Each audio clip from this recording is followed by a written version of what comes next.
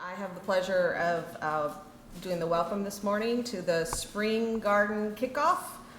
I know, it doesn't really feel like spring outside right now. A little bit like summer out there, and we're going to have a wonderful panel a little later to talk about that, climate change, and how the heck do we garden when the weather is doing all these crazy things these days. And we wanted to have the Spring Garden Kickoff in March, as you know, but we had a snowstorm, so. And now we have a heat wave, but it's still spring, it is May. So welcome, welcome, welcome. I first want to thank the Arlington Central Library for helping organize this and hosting us today. Unfortunately, John Conley, who was our main point of contact here at the library and helped us so much with this, got COVID, so he's not here today. So we send him our best wishes that he has a speedy recovery. And I also want to thank Audrey Morris, who was really, I mean, she thought she was going to be done with this in March, but no, she had to do it again for May. And Becky, so Audrey Morris is on our board, Becky Halby is on our board, Emily Landsman and Kirsten Conrad, wherever you are, also board members who helped put this together along with Puen Lee. And the rest of the plot committee. If you're on the Plot Against Hunger committee, raise your hand. So thank you. And that's what the Spring Garden Kickoff is mostly about, is to get the word out about the Plot Against Hunger program and how gardeners can hook in with that and donate excess produce or just grow produce for the Plot Against Hunger program. And it's collected and distributed to local food pantries, which you'll hear about more in the program. Also want to do a shout out to our other board members, David Sachs, who, you know, he's so shy. He's outside. He doesn't want to come in, but no, he's out there with the tools. If you know, he's a farmer. He has a farm on the Northern Neck. If you don't know that, he's a grain farmer, organic grain farmer, and so he knows all about tools and equipment and all that. If you have any questions, Katie's over here. Katie Drew is on our board and helping us with the AV. Elizabeth Colton's over there, another board member. Paula Burdette is a board member. She's also a farmer, an urban farmer, indoor microgreens farmer. So she's at a farmer's market this morning and can't be with us. And then Anne, Brigitta. She is a board member, but she works for the Peace Corps, and she is now helping an NGO in Ukraine. So that's where she is, and we wish her well, and we hope to see her back in about 3 months or so, and back with us working on our board. And with that, one other thank you I would have is Ninad. Is that how Miladovich? Did I get it right? Sort of, almost. He's doing the video today. Thank you very much. And with that, I'd like to introduce Matt DeFerranti, county board member and true friend of urban ag here in Arlington. Thank you.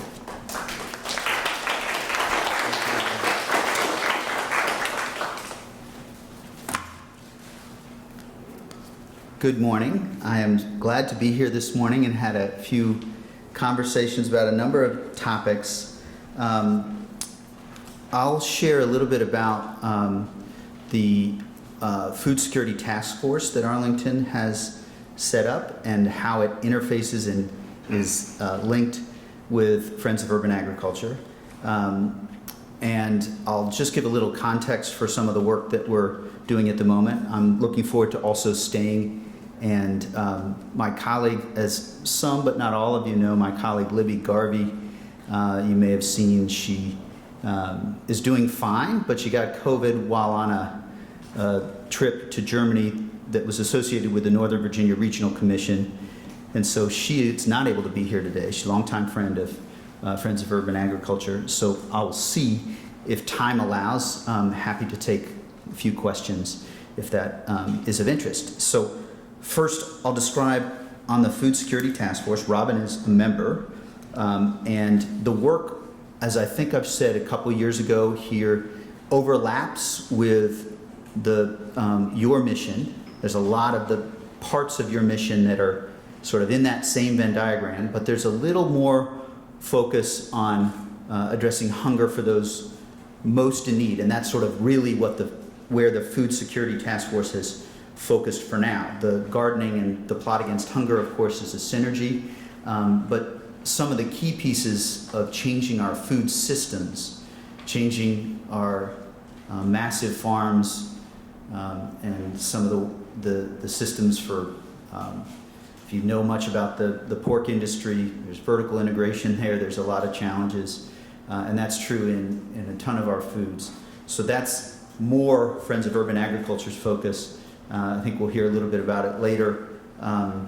But our work on the Food Security Task Force, 28 members. This is something that I started teaching in a community in Houston where Barbara Jordan grew up, and was 100% free and reduced lunch. And so it's been a passion of mine, and we have worked on. So we set up this task force, and we first wanted to get a baseline and understanding of where and when we have hunger in Arlington. And the Urban Institute, we worked on a report. They finished it March 31st. There's some takeaways that I expected, but there's some takeaways that I didn't. The purpose of that report is you get that baseline that AFAC and Charlie didn't know all of the pieces of it, but you get that countywide baseline, and then you think about how we can address those concerns. And so the report is on, if you just do food security Arlington, you'll see the report. It's, I have a front and back copy here, but that website also has a data dashboard. There's a lot of good statistics, and one piece of it is that about 7.8% of Arlington is at risk of hunger.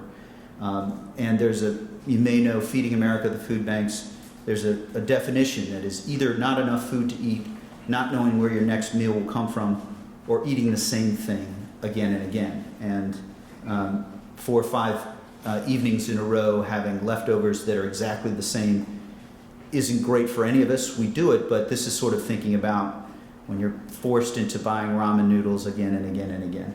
So the report came out March 31st. That 7.8% was a key piece to it. We learned a little bit that what hadn't been as aware of, there are pockets in Crystal City of poverty. There's so many larger buildings in Crystal City that are more market rate, and some Arlingtonians with means, but there also are some buildings and some parts to Crystal City that we haven't been serving as well as we can. There's a couple of buildings with primarily of seniors, and seniors who are mostly just on Social Security who are getting, and that's their only income. So that is an area of growth that we can work on. There's also, we did about, I should say, the Urban Institute did about 20 interviews, conversations with people to try and understand not just the data, but also qualitatively what their experience was. Those really showed us that AFAC is open all day, and it's open on Saturdays, but it is not open in the evenings. So there's a problem of, if you're working all day and you can't get to AFAC, that's a challenge. And so that's one of the learnings we have. There's also geographically the west end of the pike near the Arlington Mill Community Center is where much, but not all, there's sort of 3 or 4 census tracts where poverty is concentrated in Arlington. And so if you know Syfax, which is sort of closer to Washington Boulevard, that is a place where people can get food, but it's hard to get easily and then carry your groceries back from Syfax or AFAC back up along the pike to the west end. So that's another finding that is part of this report. Food insecurity varies from less than 2% to 15%, depending on the census tract, and there's a whole bunch we can do. The estimate from the Urban Institute is about 18,270 people are food insecure. It's a pretty solid estimate, but it is not an actual count. We have much more to do. AFAC has seen an increase in the number of people who are needing help with food because food prices have gone up so much. And that's a big part of inflation. So we have been in touch with AFAC about how we can address.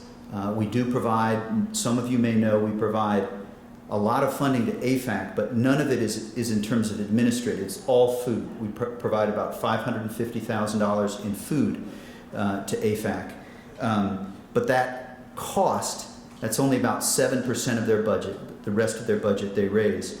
And so that's a key factor that we'll have to work on. There are other, the Capital Area Food Bank sources about 10 of the 30 or of the 40 or so entities that provide food directly. So we are also in conversation with the Capital Area Food Bank. So that is the details of where we are, where we have been. March 31st, the report came out. Over the next 4 to 5 months, Stephanie Hopkins, who's the staff person at the county working on hunger and food, is going to be, she's already started on an action plan for what to do. Now there's 2 types of action plans. Yesterday I was in with Stephanie in Anacostia at one of the smallest Smithsonian museums I've ever been to. It's an exhibit called Food for the People, which I highly recommend if you have a chance. And certainly if it's above 95, it's a cool place to get out of the early heat. That exhibit talks a lot about food systems and all of the slow food movement of a decade ago that continues through today and that is so linked to the work that you have done and you continue to do. Part of Stephanie's work over the coming 3 to 6 months is probably going to be to recommend a food systems body of work in addition to the hunger action plan that we are coming forward with. So we will stay in touch with Robin and certainly feel free to reach out to any of the board members about this. All of the board members are aware of it, but Libby and I have been pretty focused on it, so we're happy to engage with you on that. You may know that there are localities that have food systems plans, and that is something that I would support. We have first, the sort of focus that I started with was this food security and hunger piece of it, and they overlap, and I think they can reinforce and strengthen. I'll close just with I don't know who asked me last time. I worked at Feeding America, and so I've worked on hunger quite a bit. A family member who 40 years ago worked at the at the Food and Nutrition Service, the Department of Agriculture. But I have not gone gleaning, and one of you asked me directly if I would go gleaning, and I will do that. There's a little bit of a challenge in that every time I want to go gleaning, it's the same time that I feel some pressure or stress to also reach out and knock on doors and engage with our neighbors here. But I would like to go gleaning, and I've not been while I worked at Feeding America, so it's past time. So I'll do that, and I'll close, and I don't know if there's time for a couple of questions. Or I want us to be able to stay fully on schedule, but there are a lot of other things happening in the county, and I want to, and some of them are related to, I know, heartfelt concerns. I had a conversation before this about, there's concerns about tree canopy, which is of course related to gardening. And we have a lot of choices before us. And I will say that over the next 6 months or so, the community is going to have a major conversation, and I want to hear everyone's thoughts on missing middle housing, which is related to density and maybe of concern to some, or maybe of support to others. I'll just say that is something that I'll welcome your thoughts. And with respect to trees specifically, just because I see it as linked to some of the gardening work that you do, there is in the budget we moved as a board to put $150,000 into expediting a tree canopy study to help assess where we are.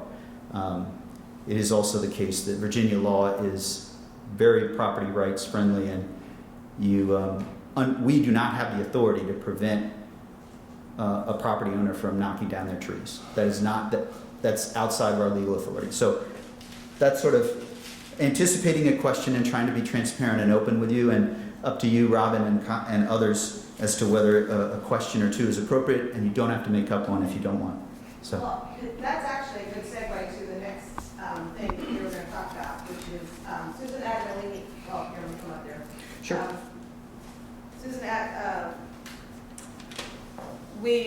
Susan Agolini from Marymount University was going to be here this morning, but wasn't able to come, so she sent a video.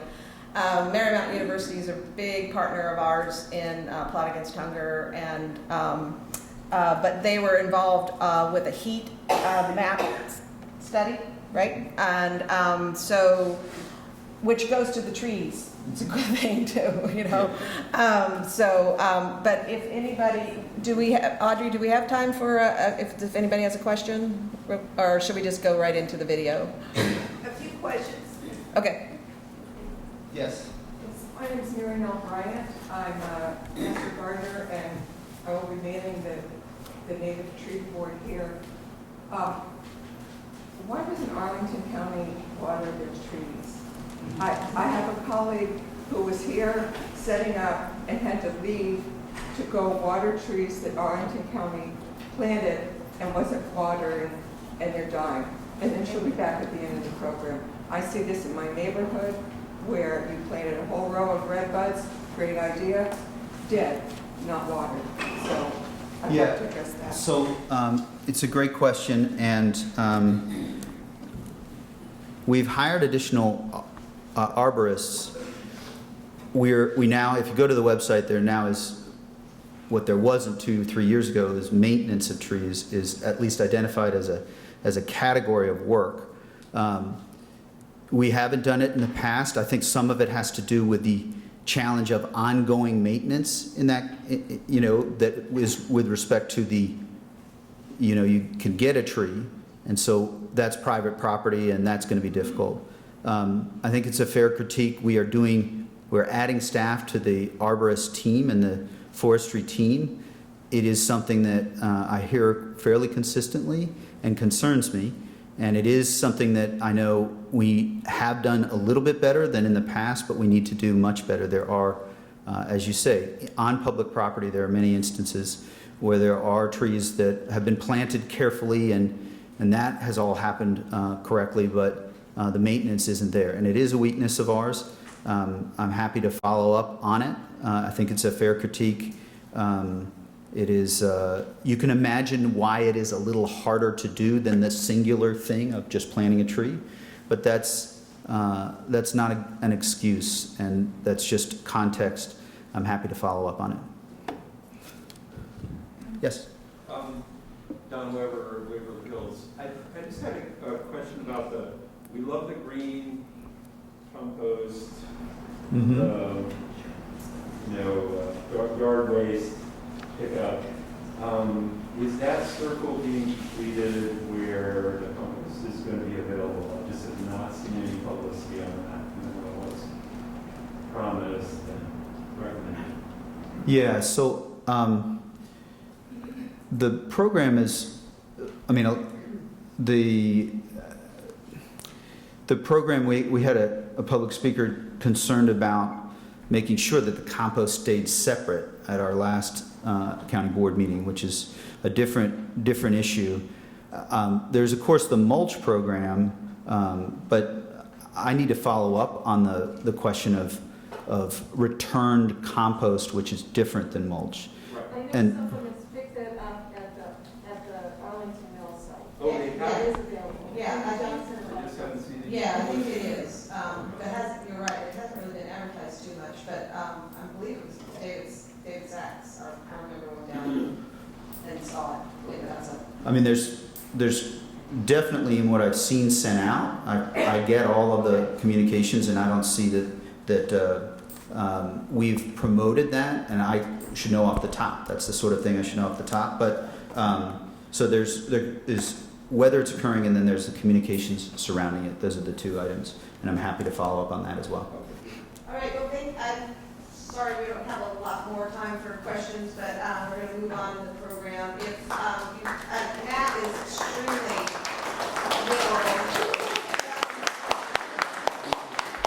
And I'll stay. I'll stay for a little bit. I also the climate change panel that will be of interest to me.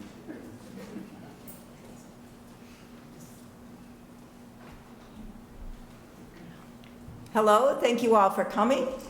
Our next portion of the program is going to be by video. Susan Agolini, as Robin said, is she's on our plot committee. She started a plot against hunger multi-raised bed garden at Marymount University. She runs a volunteer student organization, Food for Thought.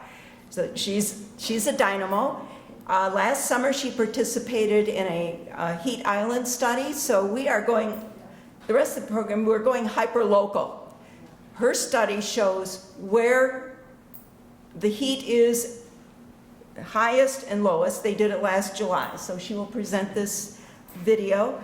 And I think you'll find it interesting. And also this blue-backed poster on the side here shows Oya's that she's worked with their I don't know, it's pottery ceramics department to create in their garden, and they're experimenting with. So enjoy the video. And everybody keep your fingers crossed that the audio works, because it worked a little while ago. Thank you so much for inviting me to speak today about the results of the Heat Watch Arlington study we did last summer. My name is Susan Agolini, and I'm a faculty member in biology at Marymount University.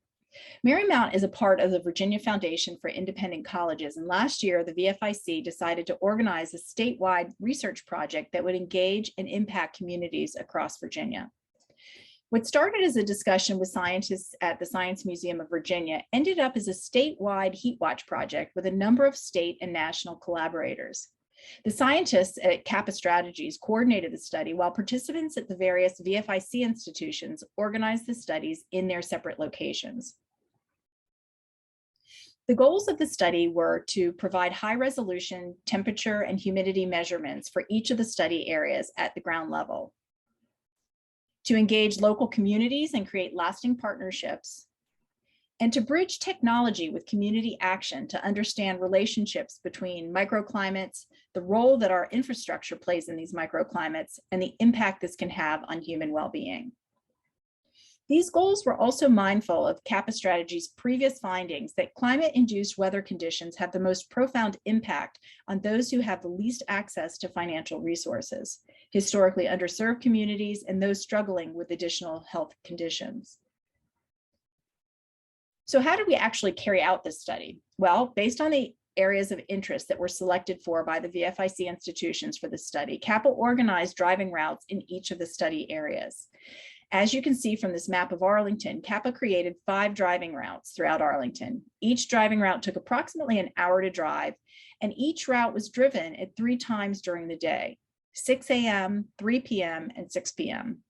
Data collection occurred with a device that was attached to the car, and as the car was driven, the data collection arm took temperature and humidity measurements every second.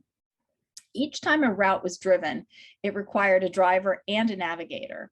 These routes were not ones you could just plug into your Google Maps. You really needed somebody there telling you, and I can attest to this as one of the drivers, where to turn, and some of those turns were quite sudden. So my role in this was basically as an organizer. We had some amazing volunteers. I had some colleagues and a student from Marymount, but the majority of the participants were members of the community, particularly from the group Eco Action Arlington. The data collection devices are shown in this slide also. You can see a number of the volunteers holding them. One of them is actually attached to the white car in the bottom right-hand corner. The results of the data are shown here. Please be mindful of the differences of the scales of these images. The red is hot and the blue is cooler, but at different times of day, hot was a different temperature. The findings we had were not surprising. This very hot area that you can see in the center of Arlington is that Ballston-Clarendon Courthouse corridor. We see a couple of areas of heat up here but a lot of areas of heat down here towards the south. National Airport, not surprisingly, was very hot around the Pentagon and some other areas here in the south. I say not surprising because it's very well known that asphalt and concrete surfaces are those that will absorb that heat and radiate it back into the environment. Areas that are covered by trees or have natural surfaces such as gardens or any greenery will be cooler. Very developed areas, as I mentioned, such as the Ballston-Clarendon Courthouse corridor, are not surprisingly very hot because they have a lot more of the concrete and asphalt and a lot less of the tree canopy, as you can see in this slide. As a result of the study, Virginia Department of Forestry very generously is donating thousands of dollars to each of the locations to help plant trees for heat relief. This is we're so thrilled with this and so appreciative of this support. I would like to take a moment, though, to also suggest that increasing support for urban agriculture throughout the county could also be a way to alleviate some of this heat. I think this is particularly important as we consider redeveloping of areas and ensuring that as heat becomes a greater and greater issue, that increasing our local food production could have multiple health benefits. Many people may not be aware of the various community gardens throughout Arlington. Unfortunately, the interest in having a community garden space far exceeds the county's ability to provide the growing space wanted. The list in the table shown at the right indicates the number of people on the county wait list for community garden spaces with the corresponding zip codes. Many individuals have reported being on this wait list for over a decade. The ones highlighted in pink are areas that are in these particularly hot areas indicated on the heat map as well. And you can see there are a lot of people in those areas who are interested in more garden space. I'd also like to leave you with this last slide indicating the areas and extent of food insecurity in Arlington. I am hoping that we can consider prioritizing urban agriculture as an essential benefit in this county that can equitably provide a variety of health benefits throughout our county as we deal with increasing temperatures worldwide. Thank you. Very interesting. Like she said, not surprising findings, but it gives us firm data to support what we know and feel. So hopefully it will help to make a difference in future planning, like rooftop farms, for instance, would be a thing. Rooftop greenhouses, whatever. Something to help all those roof surfaces, instead of being swimming pools that I don't know how much they're used in the apartment buildings, for instance. Let's turn them into aquatic farms. How about that? Anyway, okay, our next item on the agenda is our panel. So if our panel members would please come up and have a seat.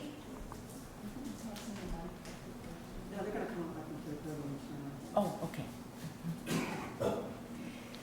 So our first speaker is Barbara Hoffheins, and she will be coming, they will come up to the podium to speak each time because we want to make sure all of this gets recorded in the whole video. What? What? Sorry, we're gonna move it. We're going to move it? Yeah. Oh, it's going to go. Mobile. And, sorry folks. What? All this. You want to handle that instead? Yep, here we go. Okay, who's first? Barbara. Barbara. Okay, so you guys can just move this around. So I'll just introduce, whoops. Oh. If I could just please, I want to introduce the speakers first. So Barbara is a Arlington Regional Master Naturalist. She lives in Crystal City. She initially studied forestry in college and enjoys studying native plants and volunteering through Armin to make Arlington a better, more sustainable environment to live in. Don Weber is a USDA Research Entomologist and as he says, lives in Arlington. He's been very supportive. He helped with the initial founding and caring for this garden out here, this Plot Against Hunger garden. And I know he's an educator at heart. And Kirsten Conrad is our Arlington Alexandria Cooperative Extension Natural Resources Agent. How's that for a title? She's also a board member for Friends of Urban Agriculture, and ever since I've been involved, since the Urban Ag Task Force was formed, she's been a a total supporter and a pusher to help anything that's happened so far in urban agriculture and has a great vision of where we can go. So enjoy the panel. Here you go. Barbara, you have a choice of either, if you want to run your own slides, you can come up here and use the mic, or we can run it for you. Yeah, maybe I should run my slides, but thank you. Sorry for that. Wait, we have options here. So I just Whatever did that. works. And if you want to go back. Okay, great. Thanks for the introduction, and good morning, everybody. I'm not an expert, but I've looked at a lot of interesting resources to gather this information. I'm also not used to giving talks very often, so please be patient. But I'm responsible for this content.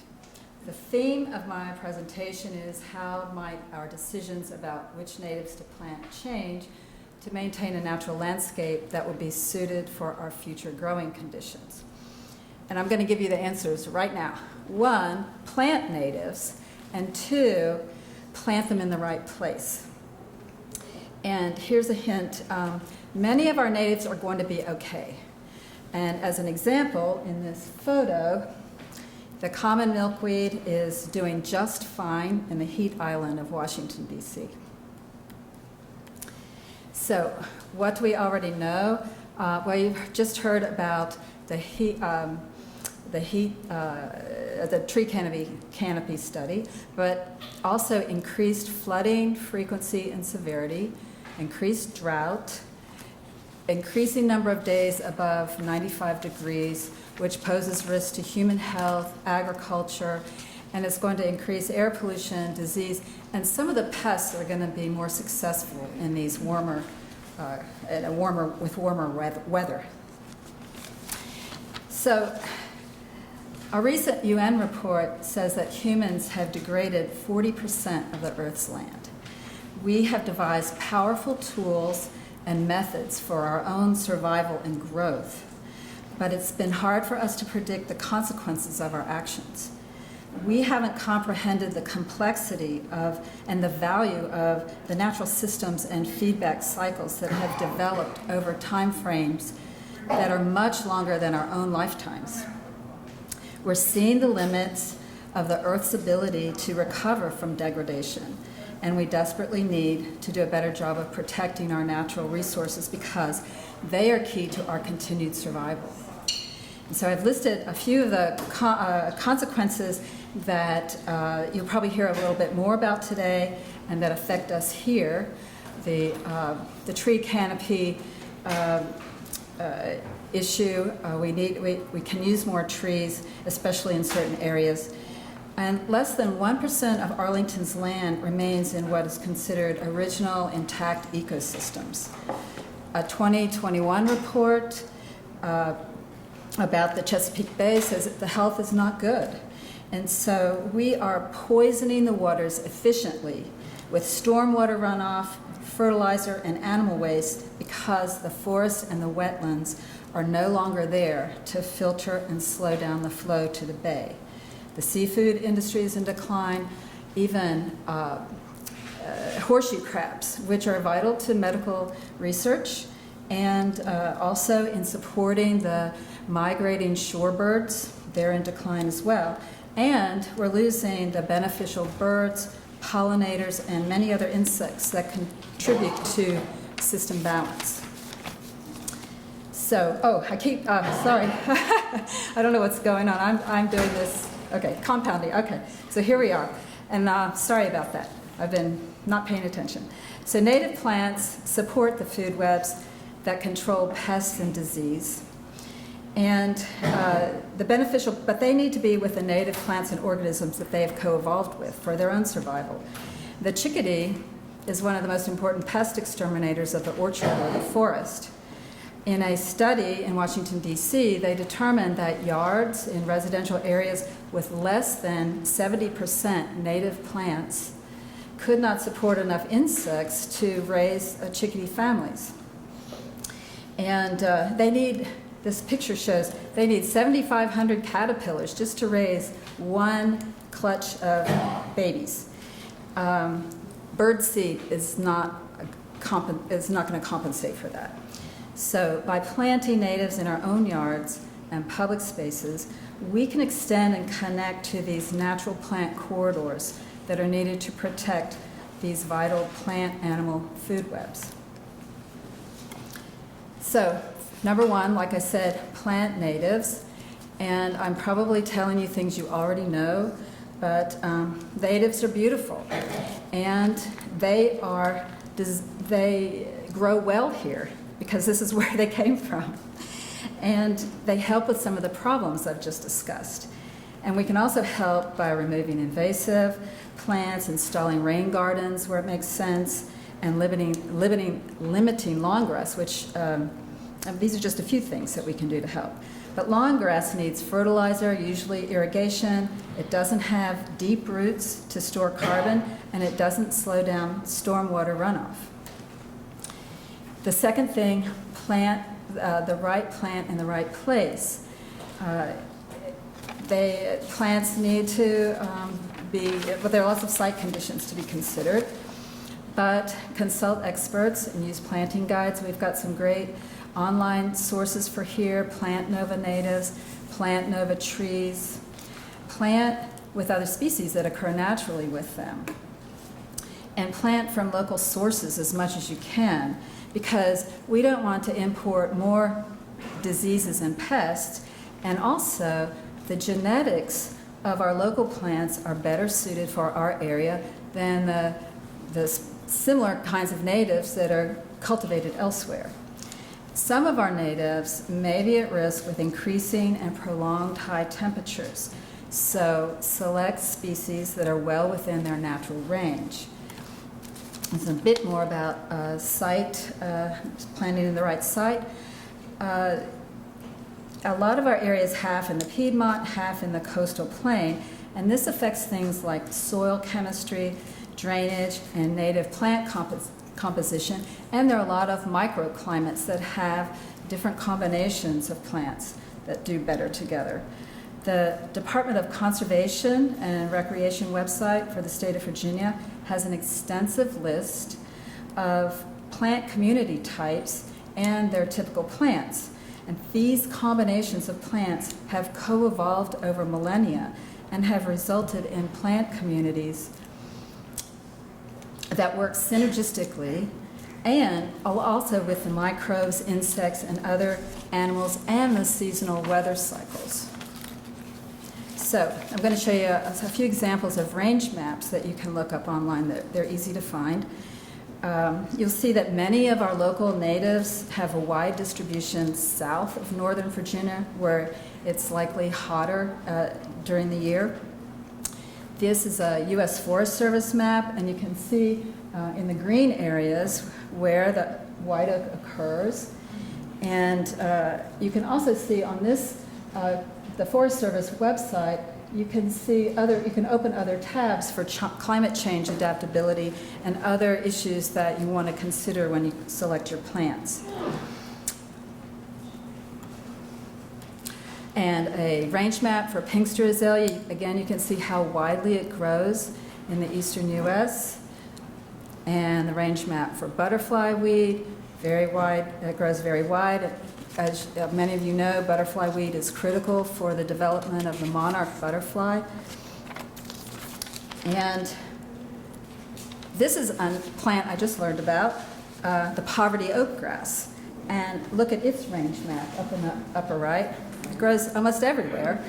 It doesn't require fertilizer, pesticides, maybe minimal mowing, and once it's established, minimal or no watering. And it's planted for erosion control. It is dormant in the warm weather, but the trick is to plant it with other low-growing natives.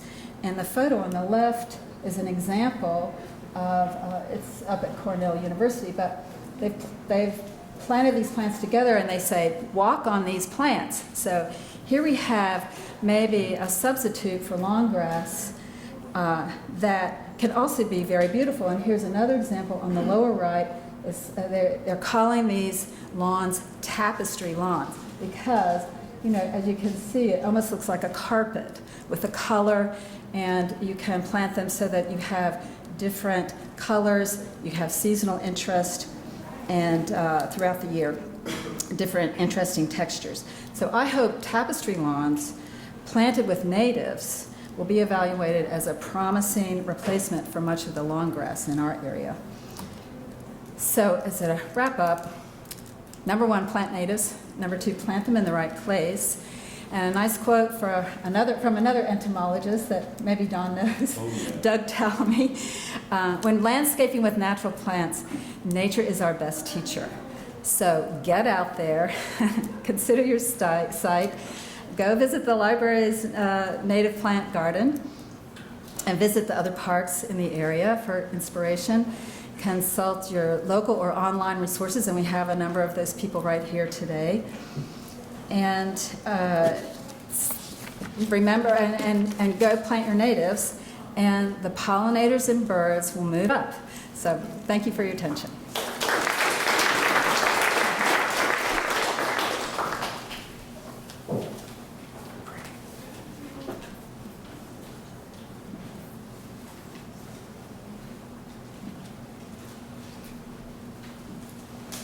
Thanks, Barbara. That's a great lead into some things I'm going to talk about. And though I work for the USDA up in Beltsville, let's see, how do I say this? Well, what I say may not represent the views of my agency, nor probably won't. Anyway, going to talk a little bit more about climate adaptation, both for gardeners and their insects. Let's see, how about that? Well, here we are in the little yellow circle, and the trends are upward in temperature, and in this area, actually, the trends are upward in terms of overall annual precipitation, which is something you don't maybe hear quite so much about. The interesting thing is that the summer temperatures actually are rising slower than the winter temperatures, and that has an impact on particularly overwintering of insects, but also overwintering and winter cropping of certain plants. And this is actually the hardiness zones, and we're, you know, probably most of you grew up in 7A or 7B, and we're going to be moving into warmer territory, let's put it that way, more in the 8s. So keep that in mind too. So in the precipitation too, the seasonal pattern is not the same, even though we're getting wetter. If you look at the lower left, the summer precipitation is trending in the drier direction, and the spring and especially the fall is trending in the wetter direction. So as gardeners, we need to keep that in mind. And also, as others have mentioned, the severe event in Maine is written for season farming. And if you can do it in Maine, you certainly can do it around here. You have to keep in mind the microclimates.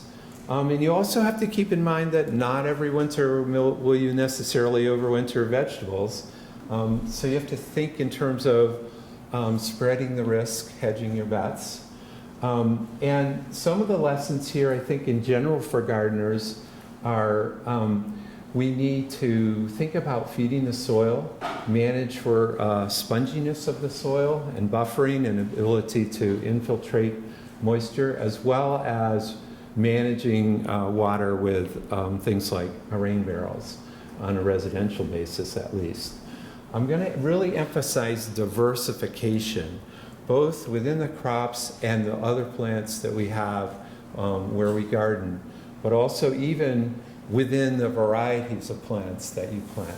So planting a lettuce mix is probably a lot better idea than planting one favorite lettuce, because your one favorite lettuce might be more frost sensitive than the mix, and at least you would get 2 or 3 of the varieties out of the 5 that you planted perhaps surviving. Now we'll get into a little bit with insects, but I'm looking more at the plant side of things because I'm a plant person originally. But when we get into that, we'll have to think about monitoring and watching your plants. We're going to have migrations of natives and non-native insects from the south, and unfortunately from other continents as well, known as invasive species. To recognize these, you need to know your insects, and I propped up one book there, which I really like. This is the second edition of Garden Insects by Cranshaw and Shetler, and that's a great one. And I've also propped up Doug Talamy's book, Bringing Nature Home. So detection, protection, and hand picking, key things, healthy soil, never a bad idea, right? Get your composts from Arlington or make it yourself.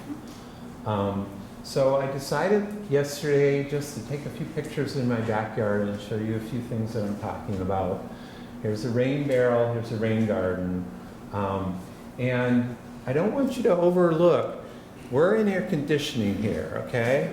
So air conditioning takes moisture out of the air when it cools it, and it produces condensate. And this is very pure water.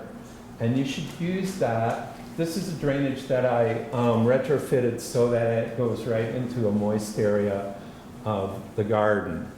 And in Austin, they've done some wonderful work with here. They have even more AC demand there. And they've devised systems where they irrigate entire office complexes landscape with the AC condensate. So bear that in mind and try and use that.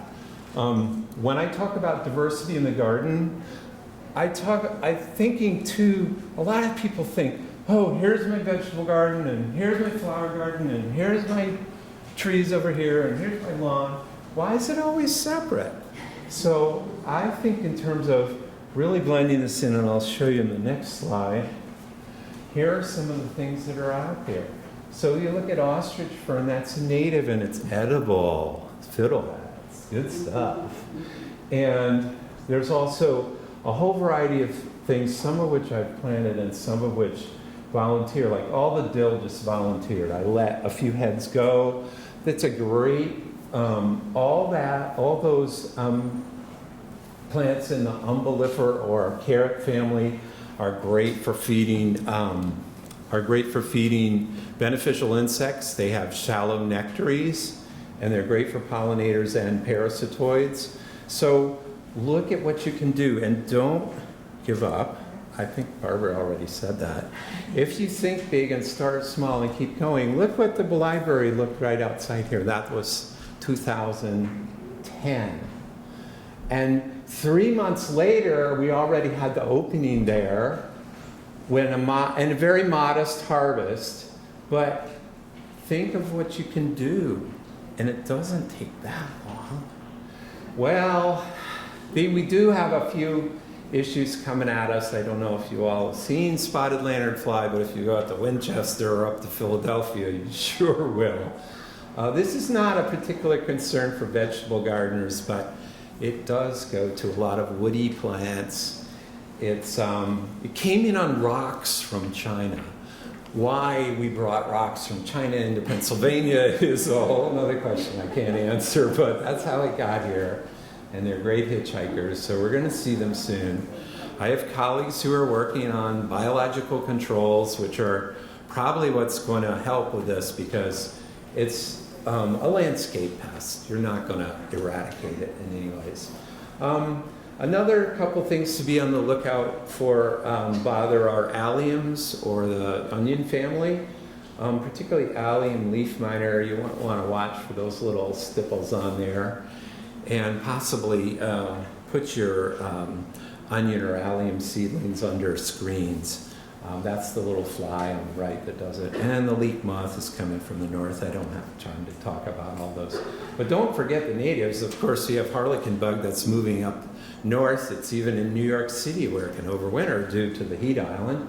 And it's a mustard family specialist. Hand picking is great for these. You can hand pick them and they will not be around later on. Cucumber beetles, well, we're working on that. But both of those are natives as well.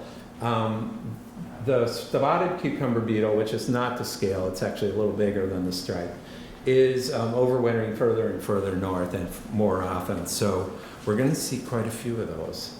I'm going to wrap up now and ask her any questions. I guess maybe we'll defer those till the end of the panel. Thanks.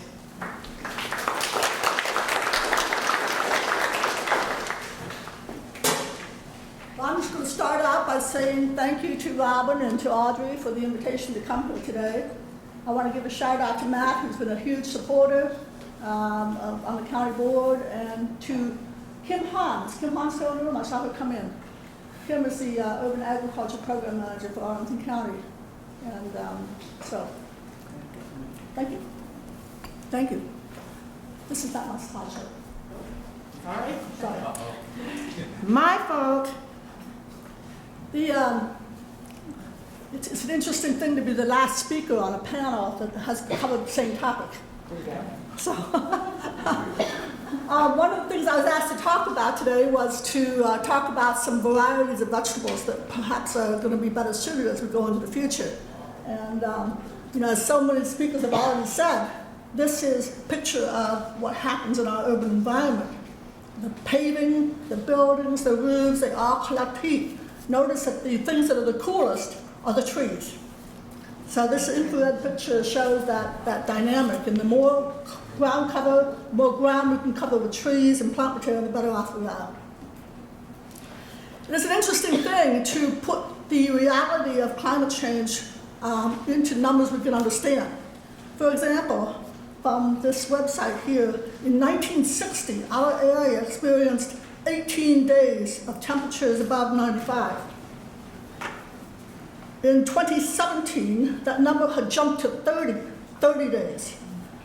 In 2021, just last year, we hit 42 by August. And we all know that that is, the end of August and September has some of our hottest weather. So, here we are in May, the middle of May, and we are already having 95-degree days. I think that's a great concern to anybody who's a gardener. And for some people, this idea that having lots of heat and, of course, having lots of water is a good thing. Let me assure you that it is not always a good thing. And you're not going to get peppers that large, even Don's okay picture.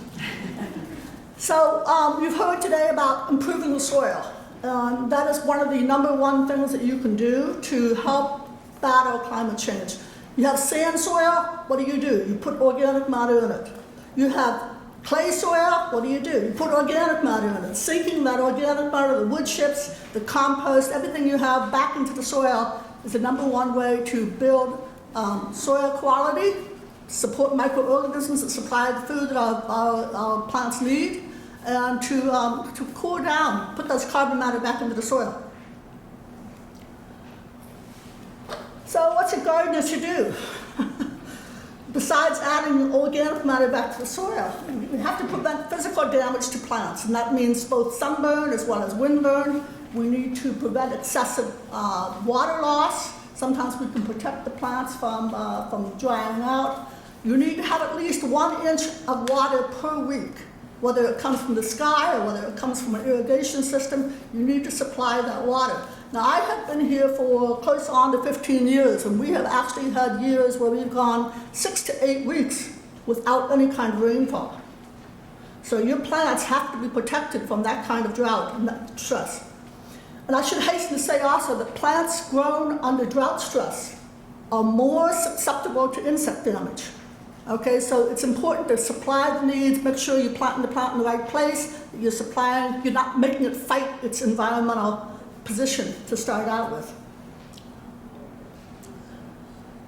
So one of the things we've heard about this morning already is talking about how we can add trees and shrubs and grow with them. Grow fruit and nut-producing trees. If you want to garden, you can actually add food-producing trees to your landscape. In general, you want to site those trees 10 feet away from any herbaceous plants that need water. But on the other hand, you can plant some of the shade-loving things underneath these tree canopies and actually have a crop. Many of the greens plants that produce greens or leaves that we harvest will tolerate up to a minimum of 4 hours of light per day. Raise your canopy of your trees, plant your lettuce under there, and you'll have lettuce far longer than those that are planting lettuce in full sun. Oops. So the attraction of beneficial insects is also very important to the gardener, and it can help you avoid the use of any kind of pesticides. Legumes will help supply nitrogen back to the soil, and of course the mints and the umbelliferae family plants are the ones that are going to support the widest array of insects that will draw to the garden.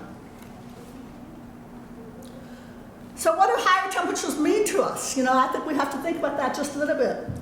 They have increased rate of reproductive development. All the plants that the majority of the plants that we harvest food from are annuals, are tropical annuals that we plant in the garden and expect to produce food for us. We can expect earlier and later growing seasons, and many of these school garden projects that we're working with, we are advising them to have a spring garden and a fall garden and have a cover crop in the summertime that will improve the soil and reduce the maintenance and reduce the need for maintenance. So that's something to think about too.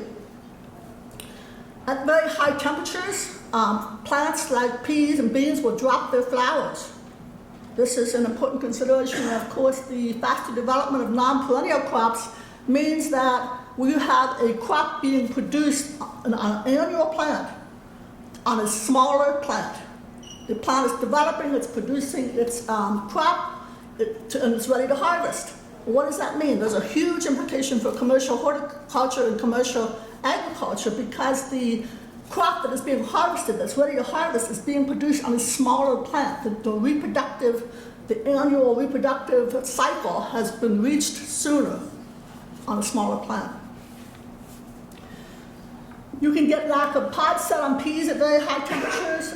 Blossom drop and the pulsariana on tomatoes on the upper right picture there is also a feature of high temperature.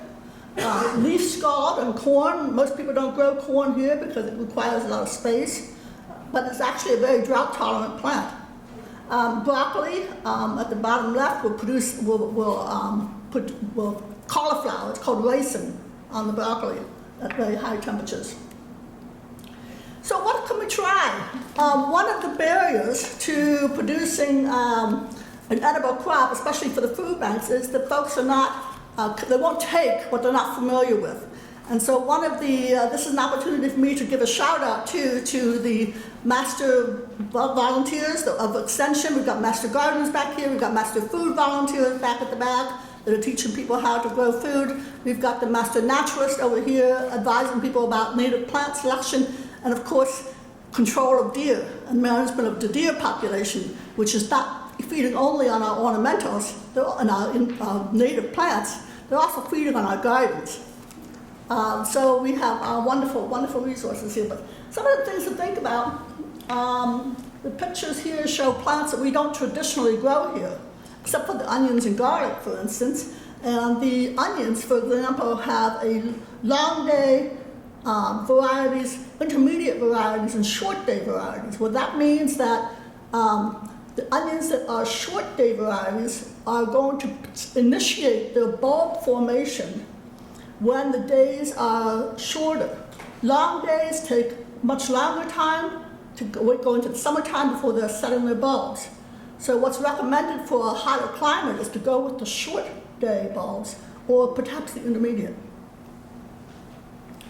Other things, garlic will tolerate the heat. Roots like taro, cassava. Anybody growing some of those root crops? We've got one person with a hand back there. They take lots of water, don't they?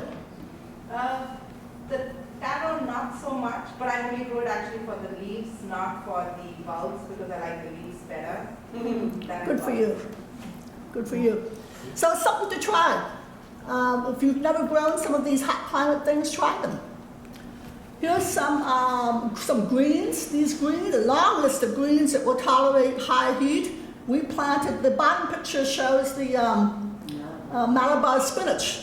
We grew Malabar spinach on a big trellis at Farrington Community Garden, the little Farrington Small Space Garden, one year, and We had Malabar spinach coming up for years and years after that. But it's a wonderful plant, covers a vertical trellis very easily. The top left picture, Mizuna. The middle picture is tatsoi, which is very similar to a cabbage plant. And of course, the right picture shows Kangkong, green. Okay, most of the herbs are, adapted to a Mediterranean climate, and they are also very tolerant of heat. Try cultivars the flower at cooler times of the day or even at night. There's bitter melon on the left side. Folks love bitter melon, grow it all the time here. Chinese red noodle beans on the right, and of course the whippoorwill beans are similar to the purple hull, pink-eye type bees, pea beans that we harvest that all tolerate heat very well. These are southern varieties. Look for varieties that are for zone 8. We have a heat island, we are officially zone 7A, 7B, and you can probably get away with zone 8 plants here, especially in the heat island areas that we've already talked about. Other plants, Solanaceae fruits, those are tropicals that include tomatoes, peppers, and other plants like that, grains, and so on. This is what we would like our community to look like. Why not, Matt? Put something in front of the county board offices there, okay? And of course, we are sort of at a time when we need to be encouraging people to be more self-sufficient. How about it? Let's get the word gardening out here. Finally, I want to encourage you to visit some of our demonstration gardens. There's an organic vegetable demonstration garden out at Potomac Overlook that the Master Gardeners maintain. And we have many services that are available to gardeners, including our help desk and our plant clinics that take place at Master Gardeners that lead at the farmers markets. So thank you for your time.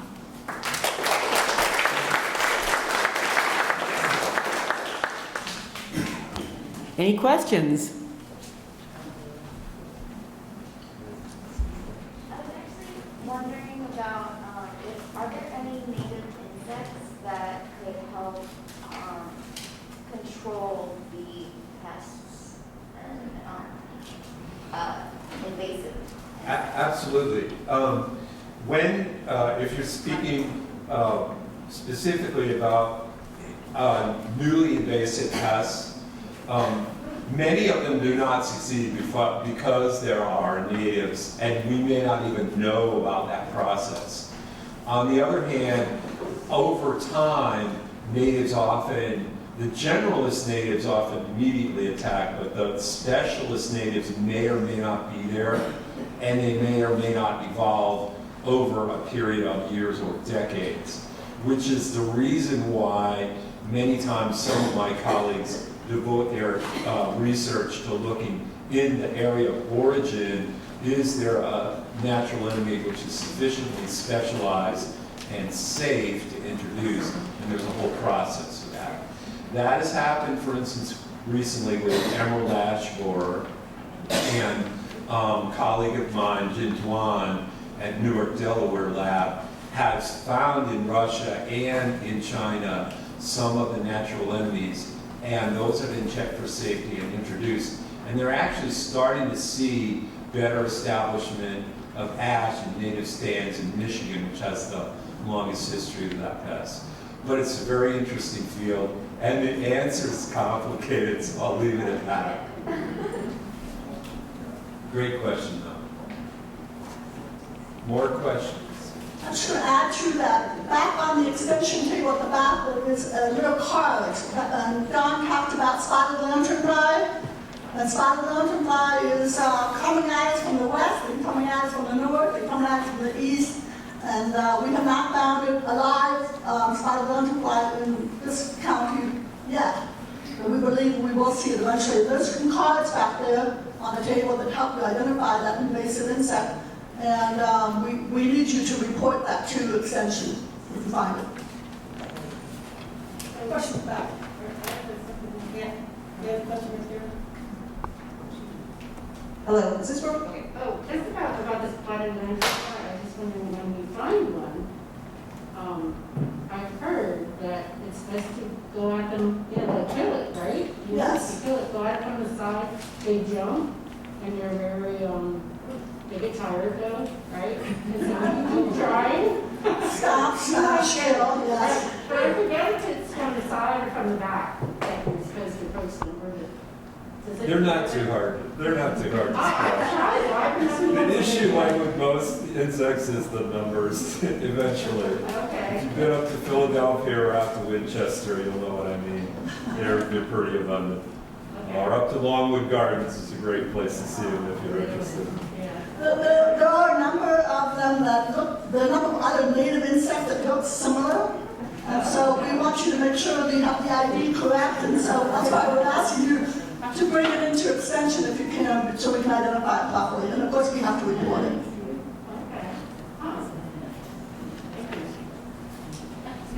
Question over here?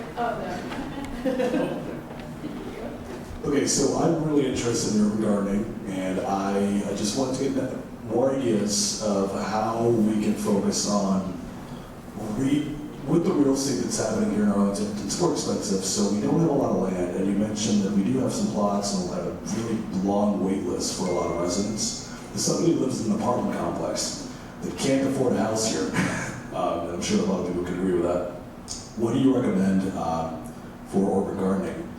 Indoor, outdoor, how do we get more people, or at least how do we get more vegetables, for these organizations? Do you recommend maybe front yard gardening and that's about it? Containers, front yard gardening, anywhere gardening. I have a whole bunch of pots in my driveway. If you have a driveway, a balcony, a terrace, I'd like to put forward a little solution which may not be popular, but I think needs to be considered with the community gardens, is that people rotate out of those. They should not be a lifelong privilege. And that's the reason the wait lists are so long. You should have, I don't care, 5, 10 years. If you've been in there for 10 years, rotate out and give somebody else a chance. And obviously we can expand those if it's a real need. But I've advocated for that for a while, and I think it's time to consider that. I garden in my front yard, so you can garden wherever you can, but that's where the sun is. And we have a demonstration garden in the Virginia Highlands Park, Project HUG, Highland Urban Garden. And so we're trying to find like marginal lands that, here, just stand there, right? So come visit us at the Highlands Park. Trying to find sort of, unused marginal, lands and parks and things, that we're trying to be creative. And so this is the beginning of our being creative. We could also maybe do some like yard swapping or something. Somebody who doesn't garden but has a Guerrilla yard. gardening. Anyway, and I think we have a question over here. And then there's one in the back. I'll come back to you. I'd like to add something on that too, which is that some of you are probably aware of 10 Clarendon. And 10 Clarendon is a housing building on 10 Clarendon, on Saddress. And they have taken their rooftop recreational area, which has planting beds, rooftop planting beds, that were originally designed as ornamental beds. They've converted those beds to vegetables.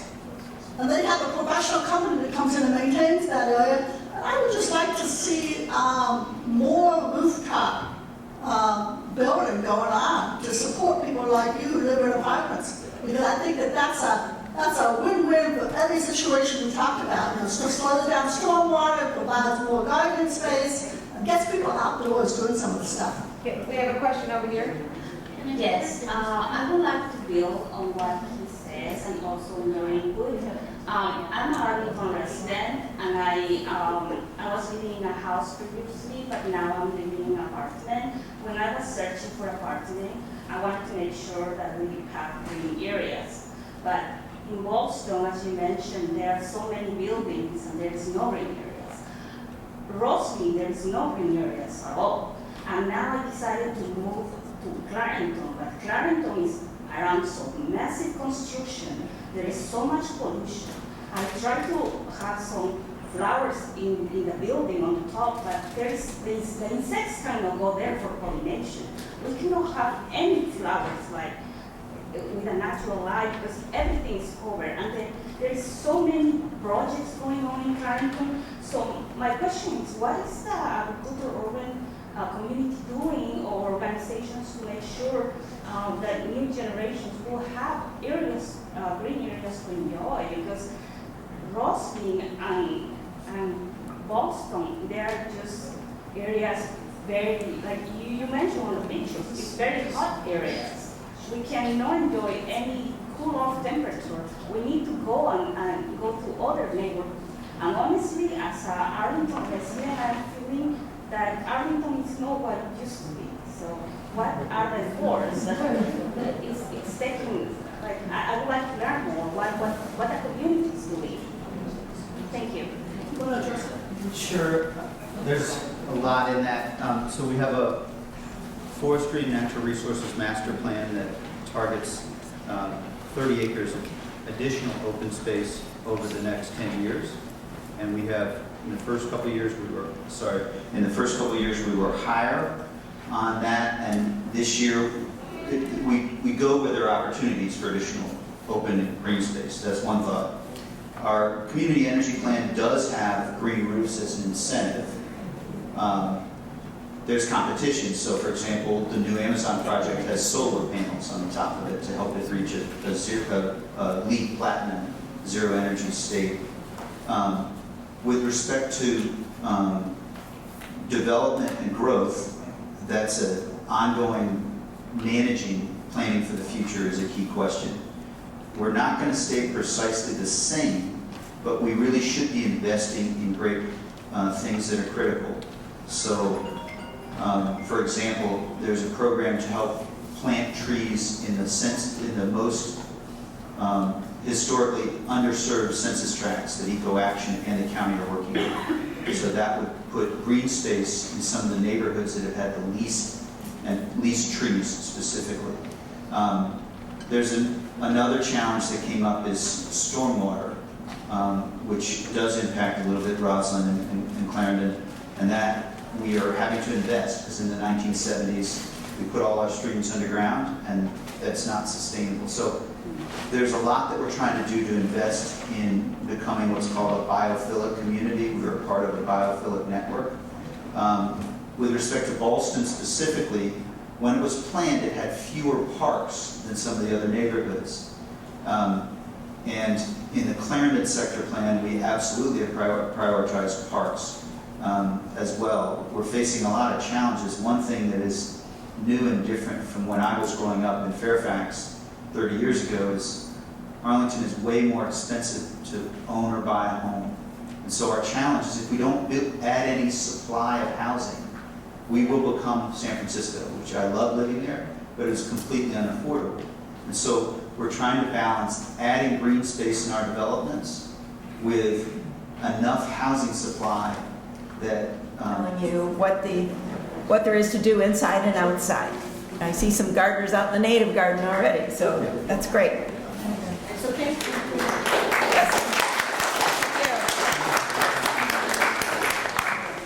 I love this time of year because they talk about diversity. It's like, I feel like I'm creating a new ecosystem.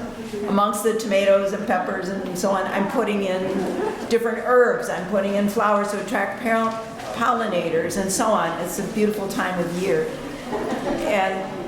And also I want to say callaloo is something to consider. Callaloo is common in the Caribbean. It's a green that won't stop. It's related to the amaranth family, very productive. So at any rate, so my presentation is talking about Plot Against Hunger.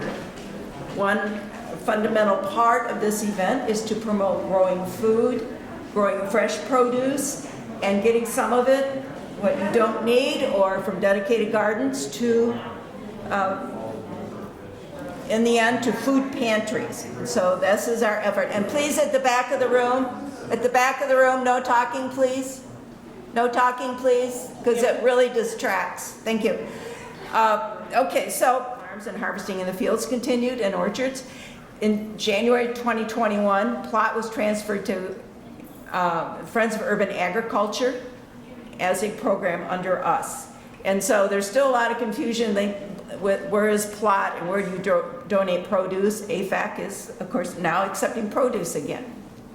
So Plot Against Hunger supports gardeners by things like this spring garden kickoff with free seeds, seedlings, other kinds of support, garden talks, and please pick up your schedule of the garden talks. They'll continue to the end of September, and we have some free seeds out here. And starting with the July 27th garden talk, when Don will be talking about fall vegetables, we will be providing seeds for crops that can grow then into the fall and maybe over winter. So the Rock Springs Produce Bagging Center, I want you all to feel free to bring your produce is welcome. I don't care if you have 2 tomatoes to bring that you can't use, or you're going on vacation maybe one time and you want to harvest everything you got and get it somewhere you know you can't use it because you're not going to be there. So Rock Spring Church is up Little Falls Road, almost up to Old Dominion Road. So it's kind of due west of Marymount University, if that helps. So from May to July, from 1 to 3 p.m. on Mondays only, you can donate your food, bring it in. Beginning in August, we'll go to 2 days a week. So all those tomatoes and green beans and pepper, some of those plants that need to be harvested frequently in order to keep up the harvest, the production of the harvest, you will have more opportunity to turn it in. So these are then usually packaged into client-sized portions and taken immediately to a food pantry so that they can be given out quickly. And also on the Friends of Urban Agriculture website, you can go to the Plot Against Hunger page, and there's a link to food pantries where you could donate directly if you want. Rock Spring Church is not the most convenient location for everybody, but there are other days that maybe you need to do it. We'll also glean in the summer through the fall, and that's a program that you can sign up for, or when you sign up to be a volunteer, you indicate your interest in that, and you can see the fun. And also the woman sitting at the table. We had this great thing. There were all these green beans in a field. So to make it more efficient, those were all pulled. The whole plant was pulled out and put in those lawn bags that the county so nicely provides. It's a wonderful thing. And then we had like bean bees. It's kind of like quilting bee. Everybody sat around and pulled the beans off from the plants. It's a great group thing, and chatted and had a great time. So Plot Against Hunger, how is it doing now under Friends of Urban Agriculture? So we've had 2 full years, 20 and 21. And the garden produce collected through Rock Springs Center amounted to almost 16,000 pounds. The gleaned produce, almost about 60,000 pounds. So that's 76,000 pounds altogether that this effort, Plot Against Hunger, got to food pantries. So you can be proud to be part of it. And it's fun. Like, if you go in the fall, in October, and you harvest squash, which is heavy work, but then you kind of always usually get to the pumpkin field, or there's pumpkins in amongst them, so you can get your pumpkins in your gourds too. So it's an all-volunteer effort. Nobody's paid with Friends of Urban Agriculture at this point, or though it's a dream. Plot Against Hunger is all gardeners, harvesters. Money is also welcome. Just got to add that. We have committees to work on, so you can create your own volunteer profile now, and Emily's going to be talking about that. So here are some opportunities. You can gleaning. We help with the Produce Bagging Center. We need volunteers there to help, all very COVID safe, spread out. You can wash clamshells. We collect them from a grocery store. We have a bunch of them. They need to be washed. And clamshells like the size that hold strawberries, the 1 pound size, they're perfect to hold tomatoes. They're perfect and protect them from damage. They're perfect for, it's a You fill that up with green beans, that's a serving for a family of 4. They are just so handy. So there are various things groups could do without going into the field. So events like this, all welcome. So thank you. Together we are better. Thank you very much. Emily will talk to you about volunteering.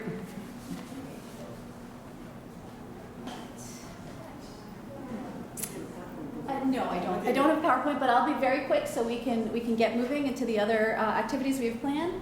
So we are about to launch, or we have launched our new database. We're using a system called Logistics. In the back at the green table, the plot table, I have a little poster about it with a QR code. So what you'll do is you can scan that code with your phone. I'll also be sending it out after today is finished. You'll fill out a profile with all of your information, and then we're going to be uploading all of these volunteer activities, the produce bagging, gleaning, all of the different plot gardens around the county that are looking for assistance. So for the folks who live in apartments, I live in a condo building. I garden on my roof in a bunch of pots. Working in a garden it gets you the fun part of it, the satisfying part of it, and the community aspect and the help part of it. And there are lots of plot gardens throughout the county, and they have regular work hours, so you can very much sign up for those.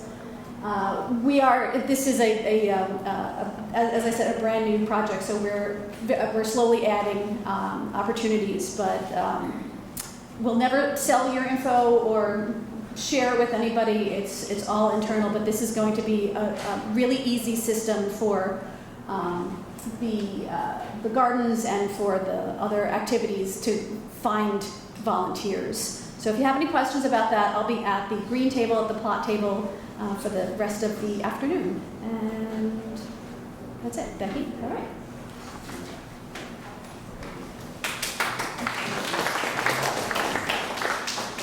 Thanks, Emily. But wait, there's more. So we are done with the formal presentations. I just wanted to let you know what else is going on. We have David Sachs, who's been out there in the heat. He's going to teach you how to repair some tools. And there's also a tool swap going on. So I know there's some hoses and a rake, and I saw a bunch of stuff out there. So if you're interested, if you need some tools, go out and check it out. We also have seedlings. Yes, we have peppers, tomatoes, lots of tomatoes, and some eggplant outside, and those are all free. We would love it if you would donate some of your produce to the Plot Against Hunger, give it to a food bank, or take it to Rock Spring for packaging. But you don't have to. You can still take a plant and eat everything from it if you want. We also have the tables in the back, which we do want you to go and talk to them after I'm done. We have the Virginia Cooperative Extension tables. We have Master Food Volunteers, Master Gardeners, Master Naturalists. We have the Plot Against Hunger and Friends of Urban Agriculture. So, Robin, did you want to take a mic back there, and if there's anyone that wants to tell about what's going on at their table, they can say something, or we can just send everybody loose. Okay. I think maybe just send everybody loose. Okay. All right. Thank you, everybody. Thank you.